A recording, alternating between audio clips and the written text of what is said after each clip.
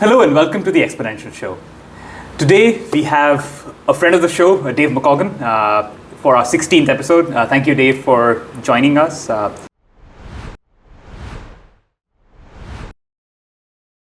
For the few people in my network who do not know Dave, he is an advertising industry veteran, an avid public speaker, and somebody I look up to as an orator. So thank you, Dave, for taking the time. I'm not too sure. Looking up to me as an orator is a good thing, but anyway, thanks. But first of all, you have to warn the audience about the accent, right? So. Oh, I'm sure we'll keep up. Okay. But yes, I'm still 699 talks behind you. So. Yeah, and a good few years, so it's okay. Well, hopefully catch up. So Dave, if I may start with the question that we ask all our guests is, what's your origin story? So what are the key milestones that led us to your living room today? Okay. I'm an Aussie, born and bred in the working class western suburbs of Sydney. Left school, got a job in the local public library and stayed for 10 years. Got a degree in library science, another one in political science at night while I was doing that. Like a lot of Australians at the time, in the mid-80s, I took off and spent nearly 2 years backpacking around the world. Got back to Australia, getting close to 30, and realising that being a public librarian was not a way to make any decent living. Literally accidentally, got a job at McCaughan, the advertising agency, in their Sydney office. I mean accidentally, as in when I applied for the job, I didn't even know it was an ad agency. And I had no idea what an ad agency did. Mm-hmm. But fortunately, they hired me to do, I guess, what people might call secondary or desk research. Uh-huh. And very quickly developed that into the research, general research, quant research, and very quickly turned into, in those days, one of the first strategic planners, because I was fortunate to get into the advertising business when the discipline of strategic planning was first being exported out of England, where it started. And I was exceptionally lucky because in my first year there, the company sent me to, it sounds fantastic, they sent me to Tokyo, London, Paris and New York to basically learn what strategic planning was. So I did a bit of a world tour and stayed at McCaughan in Sydney, gradually running planning across the whole of the 5 offices we had there, and then doing more and more work on projects in Asia, which led me eventually to say to my boss, look, I was literally working weirdly, go to the office in Sydney at Monday morning, work till Thursday lunch, Thursday afternoon get a flight usually to Hong Kong or somewhere else in Asia, work Friday, Saturday, Sunday in Asia, fly back overnight to Sydney, and go straight to the office. And at the time I had a 3-year-old daughter and a very angry wife because I was never home. So I had to say, look, I'm not doing 2 jobs in 2 countries, and they said, the answer was, where in Asia do you want to live? Wow. So I moved originally to Bangkok, stayed here for 5 years, working for McCaughan, ended up running as country president as well as regional strategy director. Mm-hmm. Moved to Hong Kong for a few years as regional strategy director, then to Tokyo for 10 years, again, regional strategy plus general manager of the Tokyo office, which was McCann's second biggest office in the world. Mm-hmm. A final year back in Hong Kong with McCaughan, and left McCaughan in 2015 and moved back here to Bangkok with my wife, and have been based here running my own consultancy that I call Bibliosexual, which is basically, I help companies think about the story that they're going to tell. That sometimes involves doing the research, or just thinking through what story they need to say, how to say it, sometimes writing briefs for ad agencies or PR agencies, sometimes just making brands rethink key issues, and key issues like how they think about demographics, or how they think about the impact of technology. And so one of the things when I moved back here was in 2015, I got involved with using AI platforms for market research. So, before it was cool. Yeah, years before it was cool. And so, in a sense, that's been an interesting journey in itself.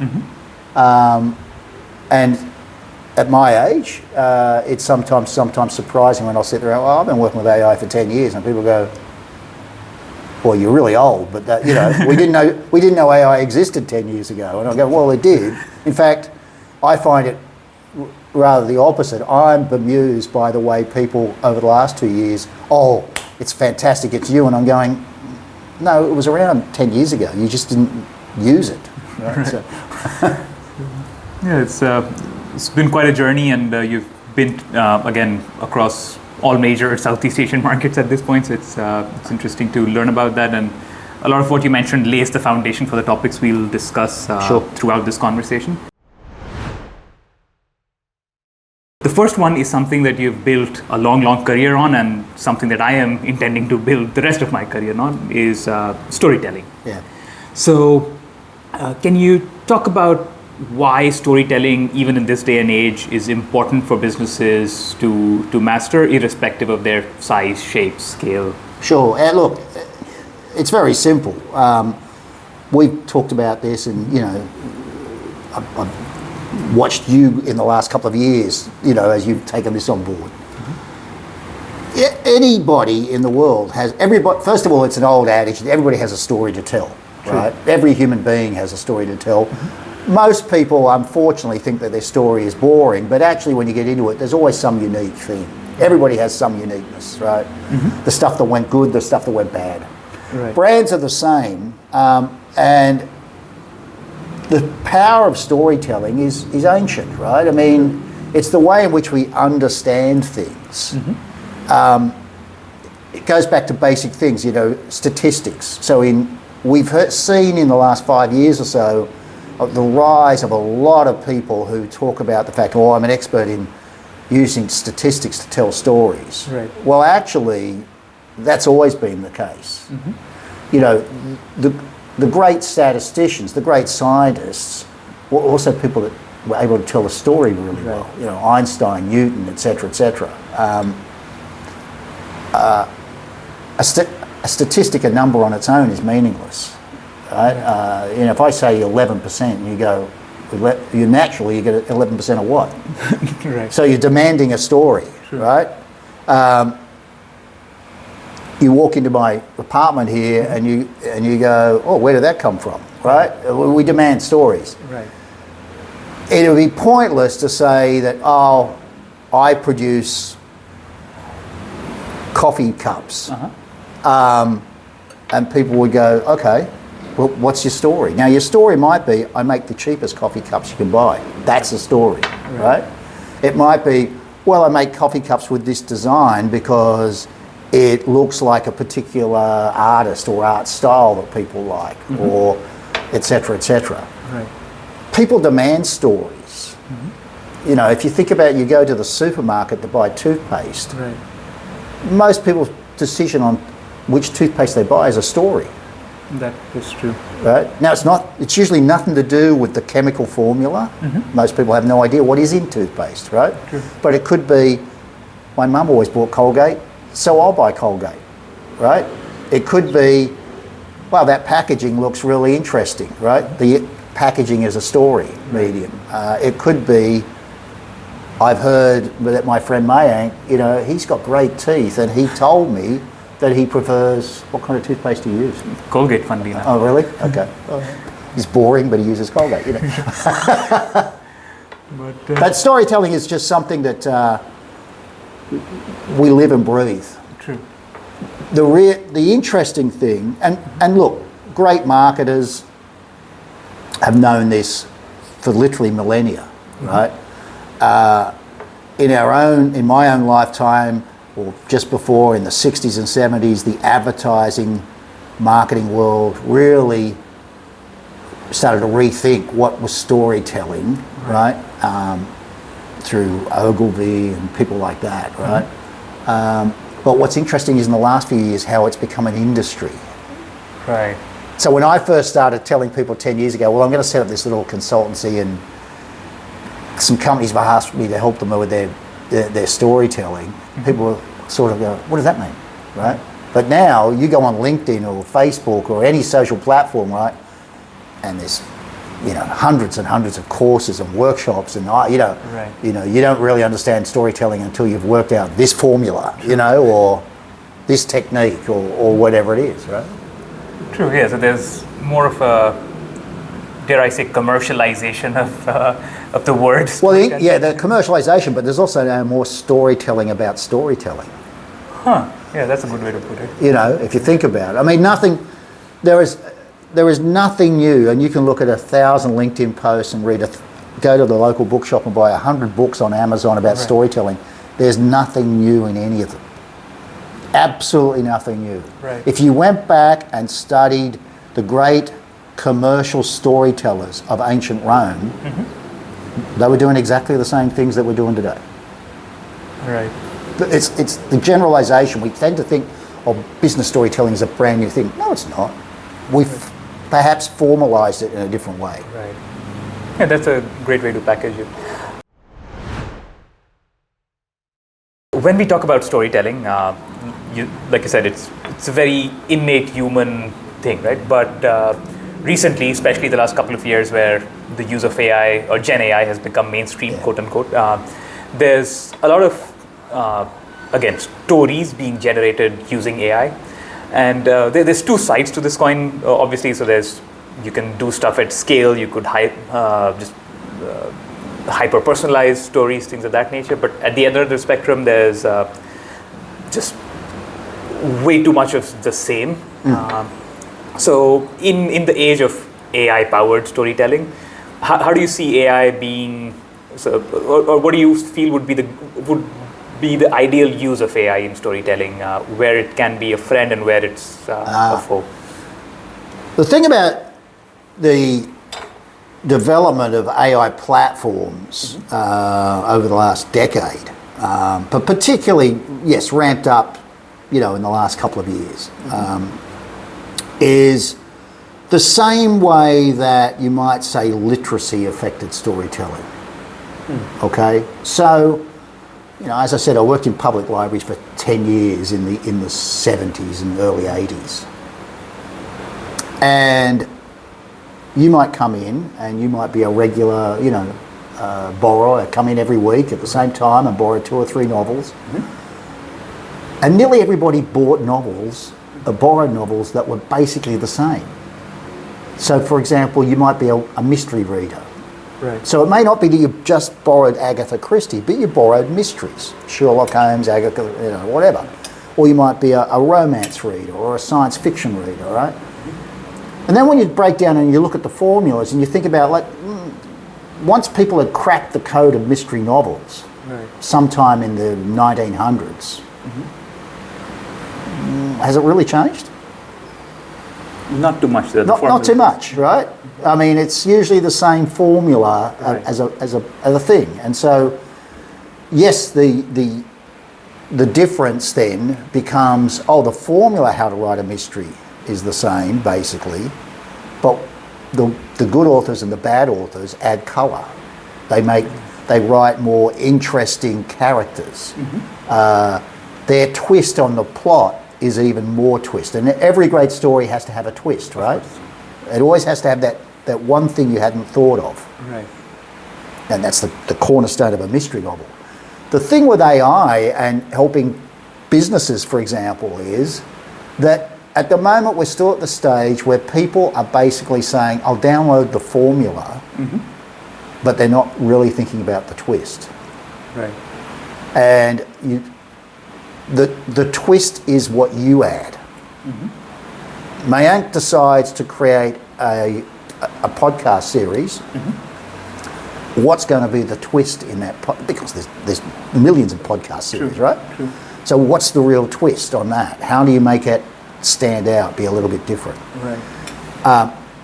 You can go on lots of different AI platforms now and say, look, I need 100 words on X. I need to write a PowerPoint deck. Mayank and I both presented at a conference last week, right? Your deck didn't come from you going to a platform and just saying, I need a deck on X, give me 30, it has to be for 20 minutes, give me 12 charts, right? You sat there and added stuff. Right. What, I have no idea if you did go on an AI platform to develop it, but what was obvious was that you personalised the whole thing. Right. And I think this is where a lot of businesses are sort of, oh yeah, you can get cheap, fast, you know, it's the time cost versus value, that old triangle. And you can do all three now, but the real value comes from how are you different? Right. And most people now are still in the, oh, well, this is a better way to do it because it's cheap and fast and I can turn out lots of content. You know, we hear this time about content. But is your content different? Right? Is your content saying something that makes people go, what? I didn't expect that, right? I don't mean shock headlines, True. right? I don't mean I mean the actual, oh, I hadn't thought of it that way, right? And if you're a brand, any of us that have ever worked in branding, by definition, your brand has to be different. True. Right? Think about the old branding of cows, right? In the Old West. If everybody had the same X brand, defeated the point, right? Correct. When Hennessy, which is considered maybe the first modern brand, okay, why did they literally brand with a branding iron their barrels, right? Because the brand was the story. The brand was other people that export this stuff, it's likely to be poisoned. Ours is not going to kill you when you drink it. Right? That was the story. And so brands really have to think about what are they going to do now, not just in their headline or their tagline and in the visual, but in their messaging. How are they telling stories that are consistent to what they stand for, but also different from competitors? Yeah, that's definitely food for thought. Talking about differentiation in content and differentiation in storytelling, it leads us to a phrase that you've been using a lot recently on LinkedIn, that is original voice. So can you tell us what original voice is to you and why it is something, again, maybe you answered it in part in your previous response, but could you maybe explain to people who, especially early stage founders who are probably listening to this podcast, why an original voice, both as a personal brand and as a quote unquote corporate brand? Corporate brand, whatever. So the concept of original voice is not something I came up with. I've seen it mentioned in articles and books going back 50, 60, 70 years, right? But realistically, it's always been, as new technology developed, particularly if you like in the intellectual world or the literacy world, etc. People adopt a technology, and then does that create originality or stop or slow down originality? Now the argument is that, well, generally it slows it down. I mentioned to you before, Socrates 2,500 years ago was very much against teaching everybody to spell, right? Because he said it limited freedom of thought. Because if everybody spelt the same, everybody would copy each other, and therefore there'd be no freedom. I always use the argument, original voice was, Shakespeare was original voice. Why was Shakespeare original voice? Because he made up like 500 words.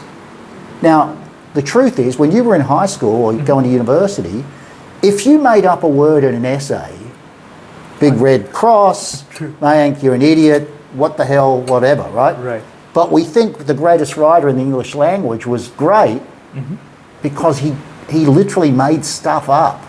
He was totally original, not only in terms of the style of the plays and the plots, but more importantly, the words he used, he made up. In today's world, and this is not just because of AI, but probably in the post-internet world,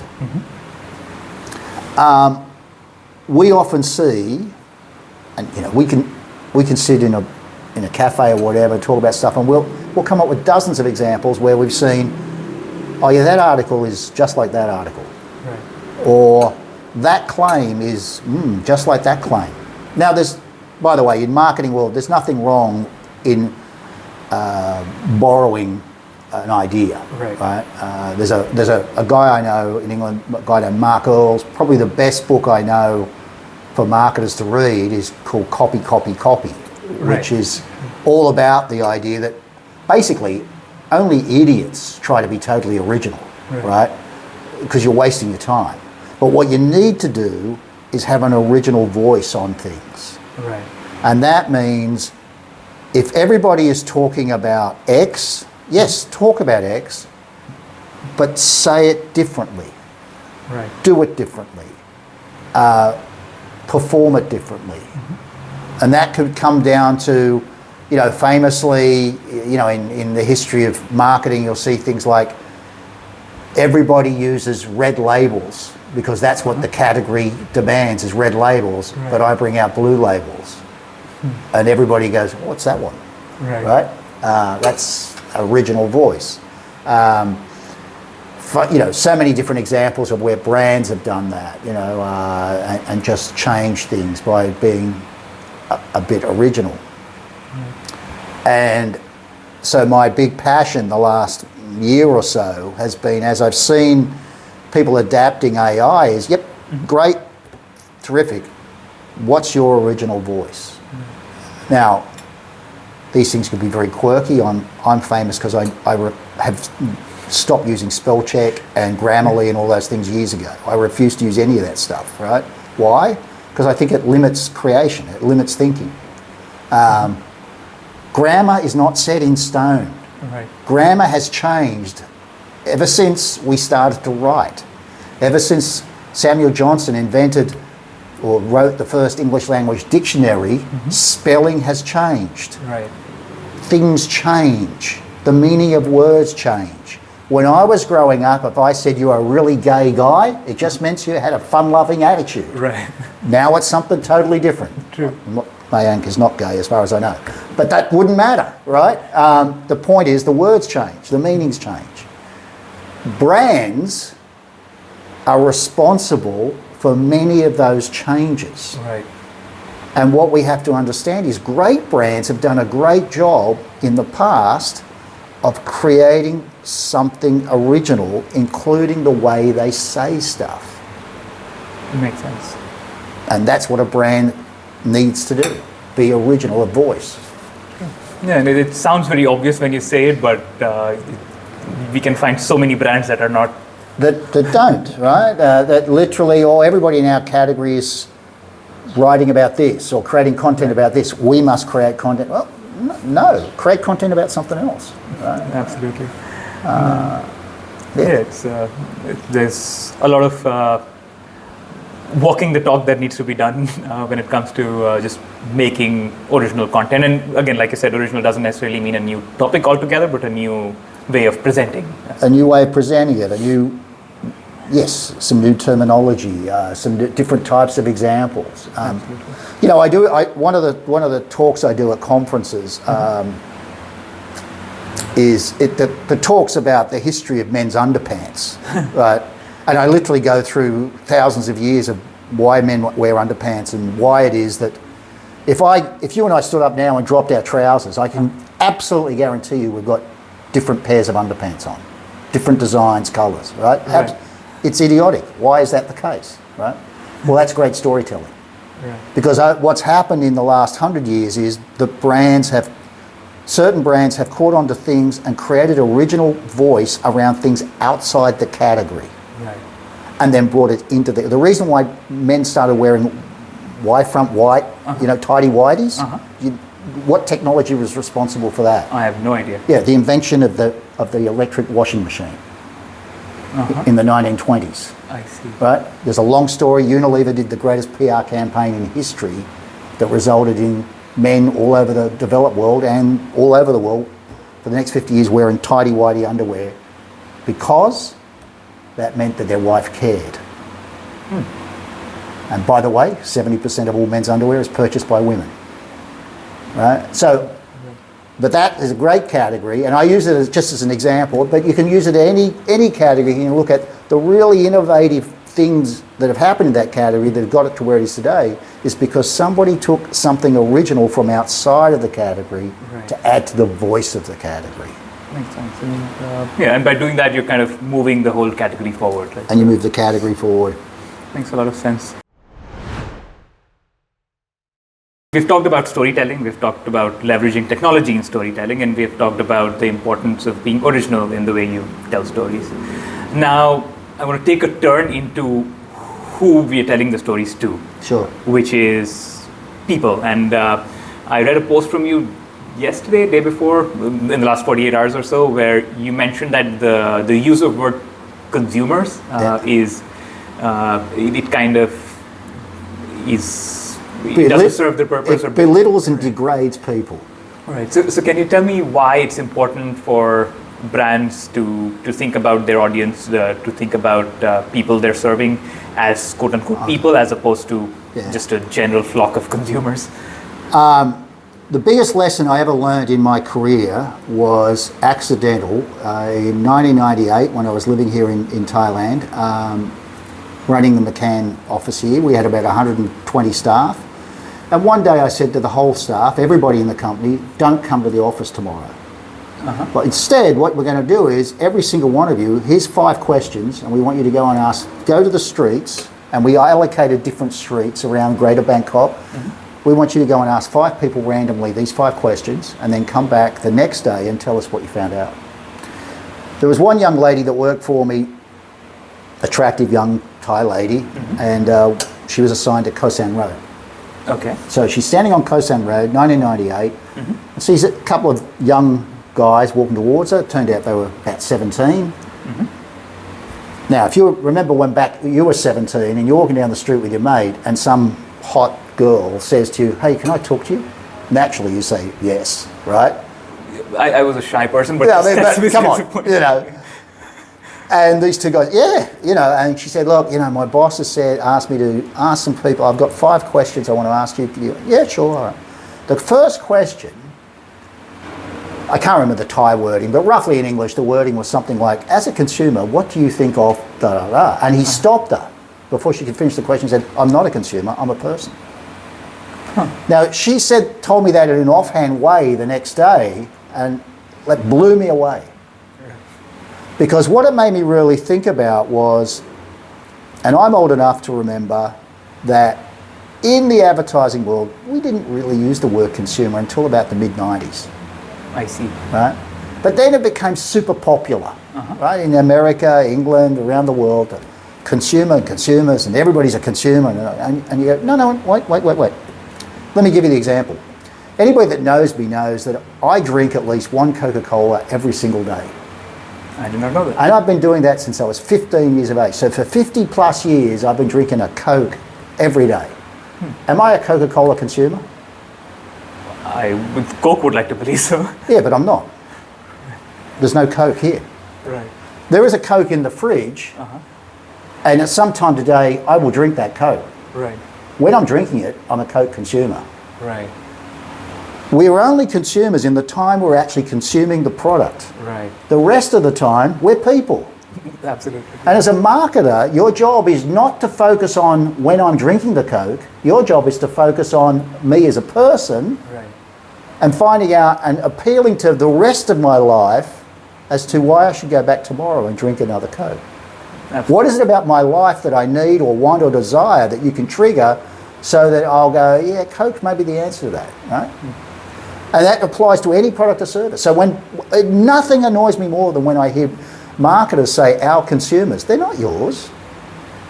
Most of them are not consuming your product right now. They may have purchased it, they may purchase it. They are people, and your job is to find out what matters to them. Right. And so the slogan, if you like, for my consultancy has always been what matters to people, because that's the first question I ask when I go see a marketer. Right. Is like, what matters to the people that you want to consume your product? Right. Right. And they usually go, they start talking about their category, and you go, no. No. My life is not defined by carbonated beverages. Right. My life is defined by many other things, True. right? I just happen to find that a particular carbonated beverage helps me feel good every day in my desire to do other stuff, right? So you've got to think about it that way. Yeah, I think, and it's something that maybe more marketers should focus on, right? There's more to a person buying your product or service than... Well, look, I'll give you an example. In the AI world or the tech world, right, or office tech world, right? There's a misconception that if you're selling, let's say you're selling a subscription to a particular AI service, Right. and I approach you and you're the finance director of a company, and I come to you and say, look, for $20 per person, everybody in your company can have a monthly subscription to this thing. Mm-hmm. What makes you say yes or no? Is it a rational decision based on business? Most likely not. No, it's a human decision. Right. It's your ego. Do I know how to feed your ego properly? Do I know how I can help you prove that you're a better finance director than other people? Mm-hmm. Can I help you figure out how I can make you look good in front of the board, right, or in front of your staff, right? Because nearly every decision we make is emotional. There are almost nothing in life is rational, right? That makes sense. If we were rational human beings, I always use this example. If you and I were truly rational human beings, we're sitting here in Bangkok, mm-hmm, right? What should we be wearing right now? Something that is not hot. No, we should be naked. Fair. We're sitting indoors. The only reason for wearing any clothes in Bangkok would be historically to protect you from the sun. Right. If you're sitting indoors, you should be naked. That would be perfectly rational, right? Why do we wear clothes? Why does societies all around the world, if you look at the history of all cultures, mm-hmm, why do people wear clothes? Nothing rational about it. And the clothes they wear are certainly not rational. That I would wholeheartedly agree with. You know, so this is where marketers miss out. Makes a lot of sense. Speaking of people and understanding people, there is a topic about people that I've heard you speak on at least a couple of times, if not more, and that is life stages. Yeah. And it's kind of your way of positioning how brands view demographics, right? Right. So can you shed some light on Sure. Why that's important to you and why it should be important to brands and to... Sure.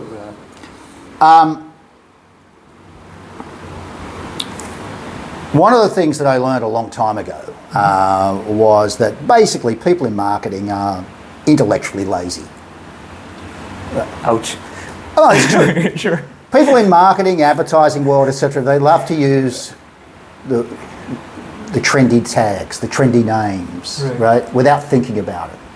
So the best example I can always give is, in your working life, mm-hmm, I'll guarantee you've used the term Generation X, Generation Y, Generation Z, true, Boomers, dozens of times. In fact, I know I'm watching some of these podcasts that you've used it, or your guests have used those terms on these podcasts. More than once. So here's my challenge to you. Have you ever read this book? I haven't. No, it's called Generation X. Huh. It's where the term comes from. It was a novel published in 1991, written by this guy named Douglas Coupland. Okay? It was a very successful novel in 91, 92.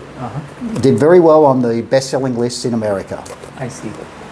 It's a novel that is about three basically losers, early 20s, who have dropped out of life and are now working really crap jobs. One works at McDonald's, one's a cleaner. They share a cheap house in Las Vegas.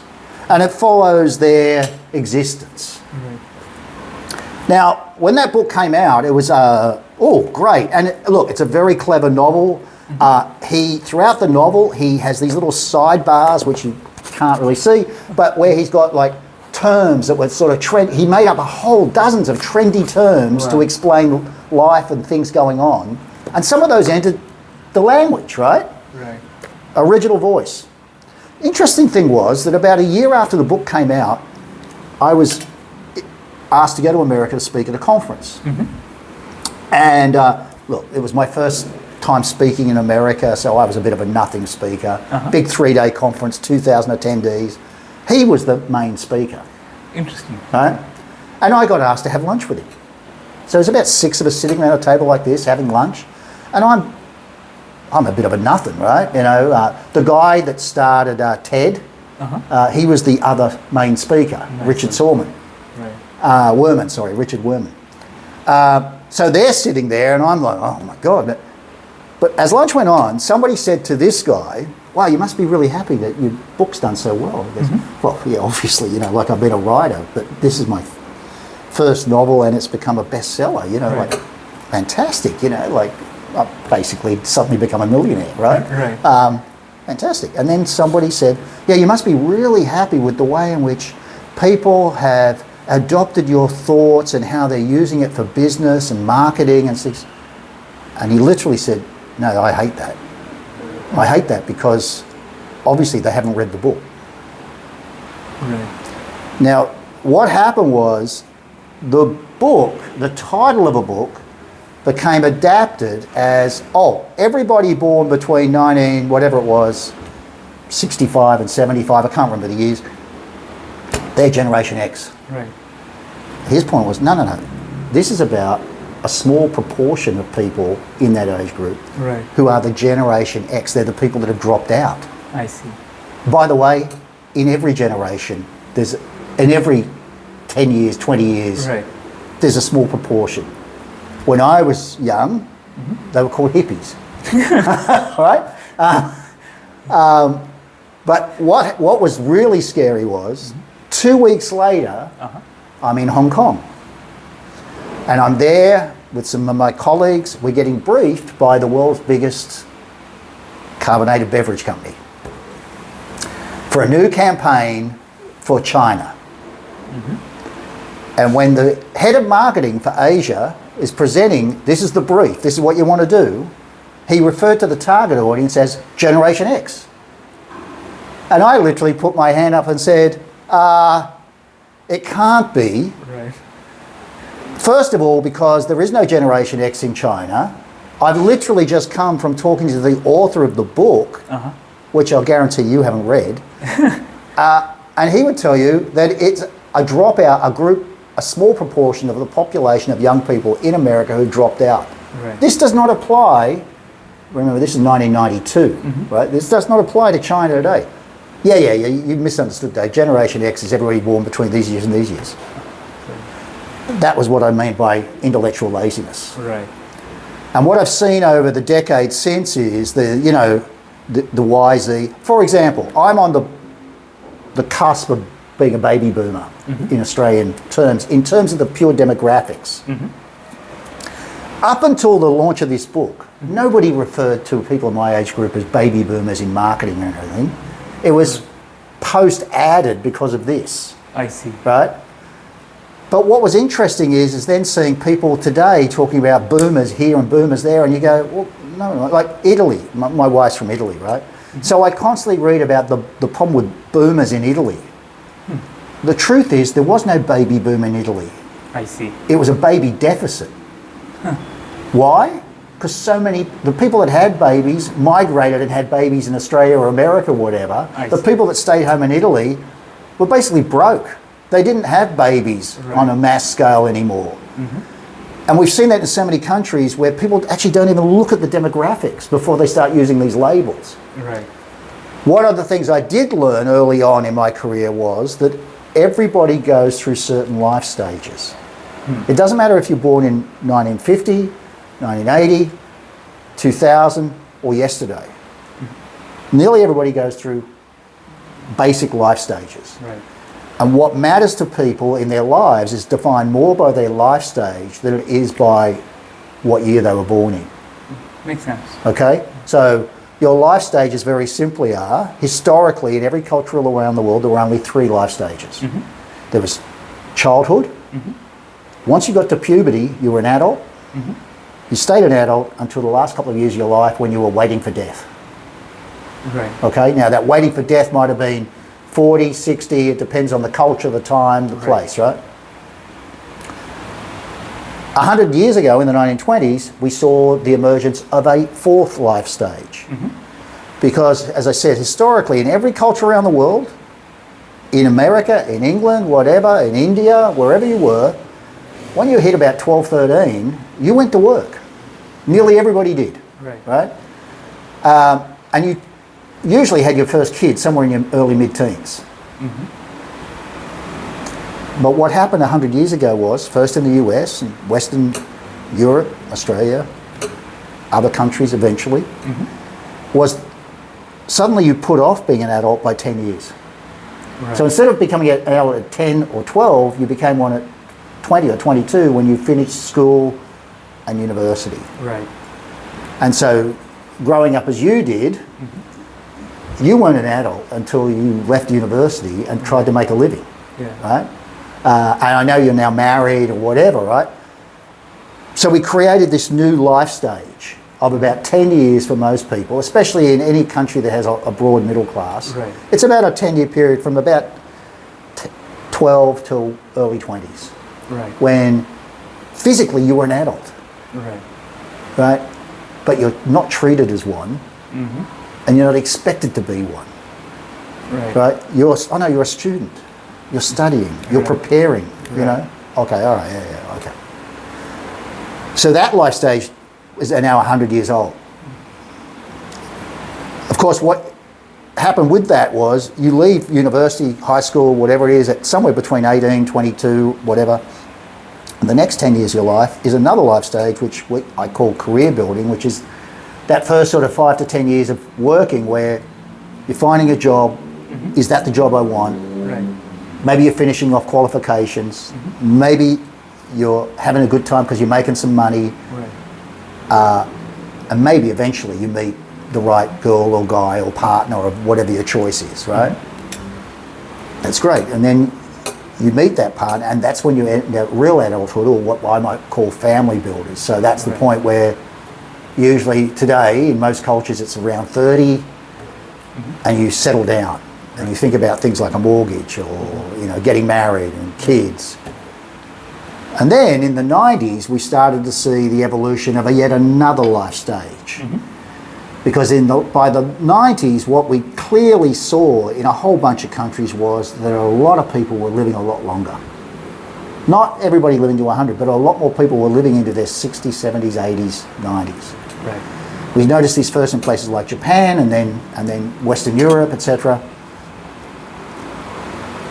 And now what had happened was that people at 55 to 75, at that sometime in that 20-year period, your kids grow up, leave home.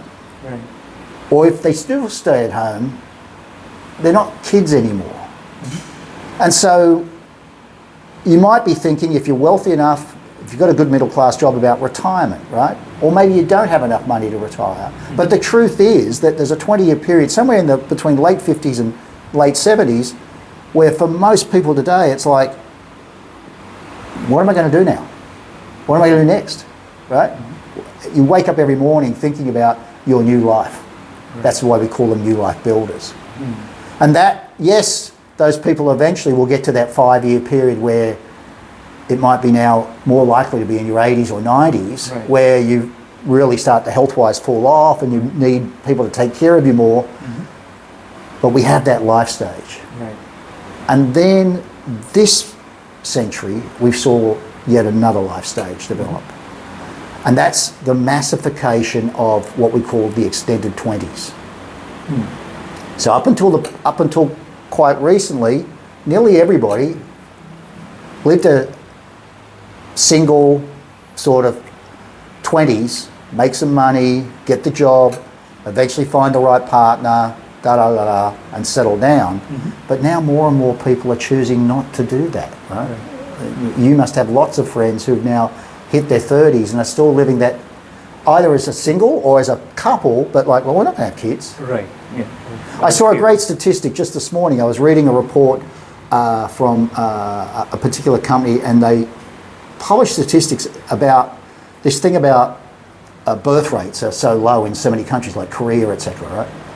And they were pointing out that actually the number of kids, if a woman has a kid, The number of kids that she has hasn't really changed for the last 20 years. The difference is the number of women that decide not to have any kids. I see. Right? And that's a real new demographic and life stage. And so we see so many now people in around 30 or early 30s deciding, oh, I'm not interested, I'm not going to have kids. And it's got little to do with actual economics. True. It's got more to do with what matters to me as a person. Right. I want my freedom. And we are, this is a thing that demographers, sociologists, politicians, marketers really have to get their heads around. That we have these different life stages that are, regardless of when you were born, that you're going through these different things and you're making decisions based around what's important in those life stages.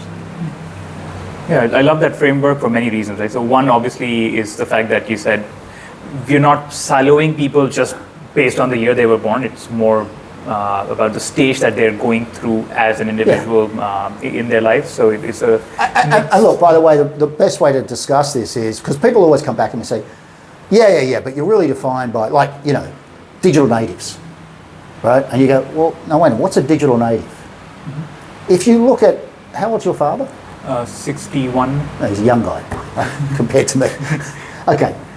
But I'll guarantee you he was the first generation in his family to have a remote control for the television. True. The first mass digital medium. Yeah. So he's a digital native. True. Right? He's had a mobile phone for how long? Oh, wow, since the 90s. So I mean, it's the early... I often use the example, when the iPhone was first introduced in 2000, was it 5, 6 or 7? I can't remember. Around there, right? A year after it was first launched, the average age of an iPhone owner was 40-ish. Not teenagers, not young people. It was people like me, right, who got one because their company gave them one, right? Or they subsidised the cost of it. When you think about this life stages things, yes, fashion changes. So yes, somebody who is like a teenager today may dress a bit different to the way I did when I was a teenager, but not that much differently. If you think about music, I recently did the exercise in Bangladesh, and we looked at what was the number one song for every decade going back the last 60 years. Now, it doesn't matter what the song is, importantly, the themes of the songs never changed. It was all about, basically, I want a girl. And I don't know how to get her. Now, if you think about it, when I was a kid listening to the Beatles, right, what did they sing about? If I'm listening to Taylor Swift today, what is she singing about, right?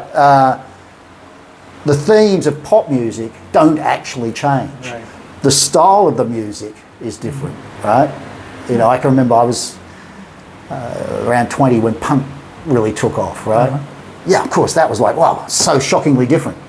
Listen to the lyrics, it doesn't change that much, right? It's about rebellion, I want to be different, which by definition, a teenager says, I want to be different, which means I'm going to dress just like the other people that are different, right?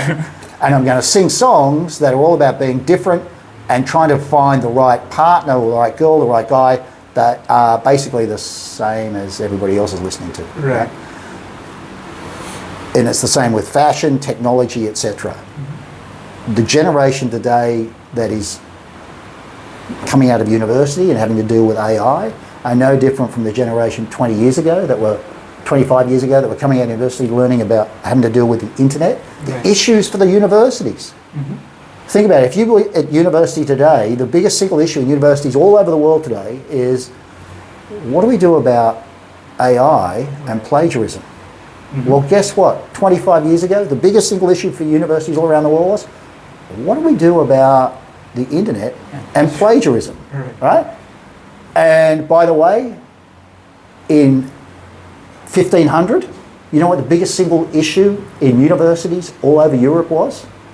What do we do about this thing called book publishing and plagiarism? Right? Things don't change. Yeah, makes a lot of sense. What matters is very consistent. Yeah, that's a great way to frame things, and hopefully puts into perspective for a lot of marketers on how they should be viewing people, right? Yeah, the first question you should do, my simple thing, if you're a marketer or a business person, think about what really matters to the people that you want to buy your product. Don't think about it in terms of your category or your product. First of all, think about what matters to them in life and how your product or service can help them do what they want or need to do in life. The reason you brush your teeth has got nothing to do with oral hygiene. Right? That's the reason 50% of dentists around the world tell you brush your teeth better if you don't use toothpaste. Because toothpaste is a distraction. I see. Why is toothpaste a distraction? When you put your Colgate in your mouth every morning, what does it do? There's this minty... Yeah, and what does the minty freshness do? It makes you feel clean. Yes, that is right? So you can be absolutely terrible at brushing your teeth, but you'll feel cleaner for putting it in your mouth. Right? What matters to people is feeling good. Not necessarily doing the right thing, not the rational thing, the emotional thing every time. Absolutely, and that's a great takeaway from our conversation today, right? That marketers, and I'm sure whoever's listening to this episode is marketing stuff in their own way, right? Marketing themselves, marketing their product, business, whatever the case might be, and if they're able to focus on what matters to the people that they want to be heard in front of, so I think that is a great takeaway. And one thing I loved about how you describe these life stages is the fact that you described an evolution in them. So what matters to people whilst remaining fundamentally consistent throughout history, it evolves as technology changes, as healthcare changes, as culture changes. So yeah, that was a fascinating talk, Dave.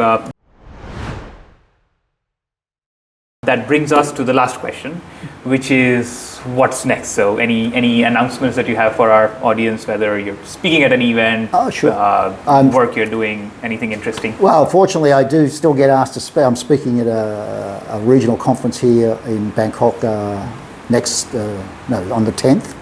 I'll be in Paris in April running a workshop on life stages for the consumer health industry.